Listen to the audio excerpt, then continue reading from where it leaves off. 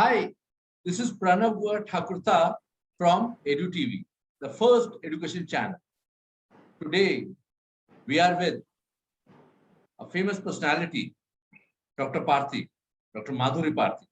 She is a passionate academic leader and growth strategist with over 25 years of experience in education. Her repertoire includes various curriculum, CBSE, ICSE, ISC, IGSE, and IB. Past 10 years of her career, she has been focusing on establishing, transforming, and effectively administrating K-12 schools pan-India. Besides developing curriculum, work on building instructional leadership capabilities, cognitive, whole brain development, and readiness for life. I think she's the right person to advise us on our topic today. Ma'am, as ma'am, first of all, welcome to our show. Ma'am, Thank you. Ma'am, as from last 3-4 years, what we are seeing, students, kids, they're very close to the gadgets. So their curiosity is going down because whatever they want, they just put it on Google without knowing that Google just broadcasts those things which has been posted or reposted by people. Right. Is to guarantee it's correct or not. No validity is checked. Fine, ma'am. So, ma'am, how we can inculcate curiosity amongst the students in schools? Over to you, Dr. Madhuri. Thank you, Pranav, for a lovely question. I think it's very close to my heart. I think curiosity is something that is a basic component that is required for the brain to get knowledge inside. If you want the knowledge to be absorbed, then curiosity has to be there. All right. The problem with our education system has been over the years that there is a download of information provided without even wanting whether the child wants to learn it or doesn't want to learn it.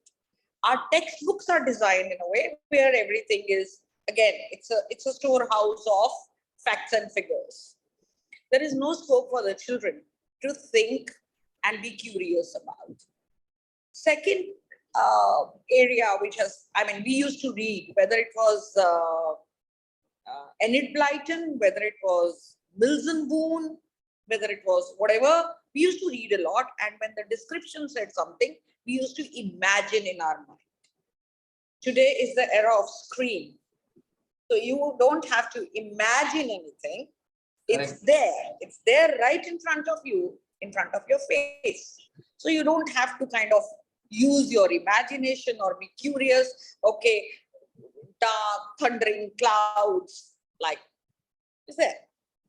So I think these two things have affected the children very much, no doubt about it. And the other thing that you said, that they have the gadget in hand, so they can get any information anywhere, anytime, and whatever they want. Like I remember, there are pros also and there are cons also. I remember when we were taught, we were taught about Taj Mahal, so we were told, okay, Taj Mahal is on the bank of river Yamuna, was made with marble, was constructed by this emperor, maybe 8-10 things. Today, you type Taj Mahal and you will have a complete downpour of information. So that is the pro of it. Your knowledge is not restricted to those 10 sentences about Taj Mahal. But coming back to now your question, curiosity. Curiosity has to be created.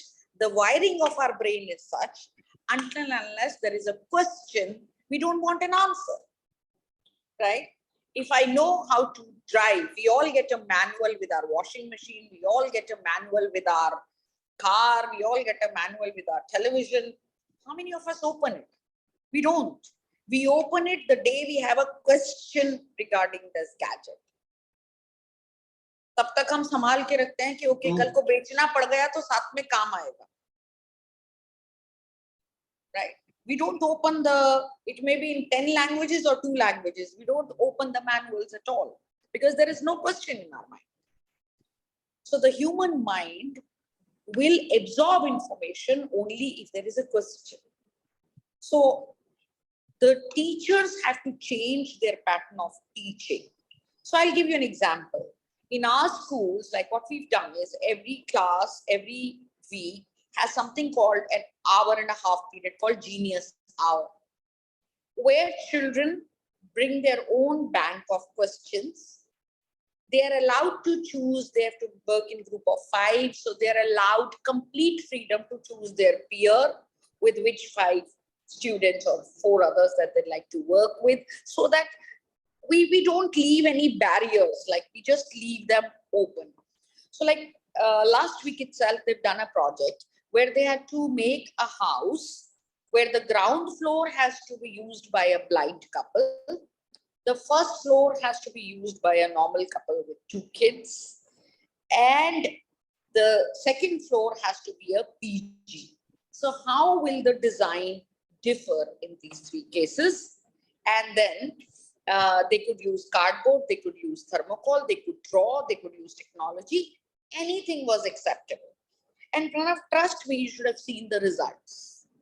Things that we had never thought of came up.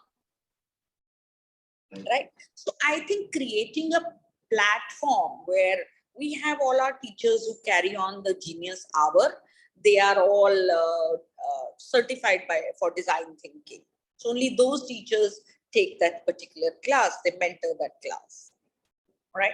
So I think schools need to create a platform. I'll give you another example. Last month, we did another chapter when grade 6 came in. There's a chapter called Mohenjo-daro and Harappa, Indus Valley Civilization. I remember my teacher making one student read, second student read, and then, kind of give us the points and finish.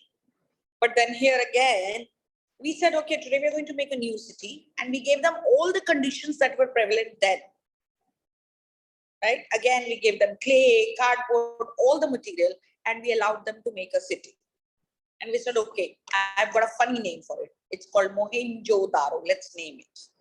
Then we asked them to compare it with NCR today.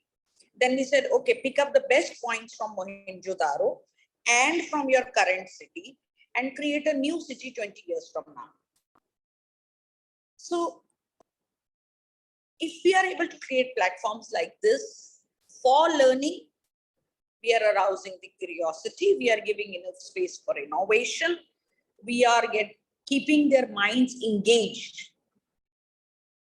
When there is only, because overload of information is available on Google. They don't need a teacher, they don't need a school. Trust me, if we continue to teach like this, the way we are teaching, 5 years from now, earlier before COVID, I had said 10, 2.5 साल वो भी मिला लेते हैं. Brick and mortar schools will not exist. Brick and mortar schools will not exist. We will only have MOOC classes where children learn whatever, whenever, however. Yeah. So if we want to head for that, then it's fine. But if we really don't want the brick and mortar school structure to go, I remember I've trained around maybe 30,000-40,000 teachers till about now. And I have one question. How many of you, when you went to school, told your mom, आज मेरी चोटी अच्छे से बनाना, मैं photosynthesis सीखने जा रही हूँ. या मेरे को टाई अच्छे से पहनाना, आज मैं algebra सीखूंगा. We went there to make friends. It was a social outing for us. How many of us really went to learn something? We wanted a certificate at the end of grade 12, which had good marks. Vidyalaya, Vidya ka mandir. But none of us went to get Vidya. So that is possible only if we create a very engaging, full of curiosity platform where children can learn on their own. We just are there to kind of make those questions happen. I hope that answers your question. Ma'am, you had been contributing a lot to the education fraternity. I think you have got a very rich experience. You have worked with best of the brands, and I'm sure your today's advice will help all the stakeholders of education, either they are principals, teachers, even students. Thank you so much, Dr. Madhuri Parti, for your Thank you, time. Pranav, for asking my favorite question.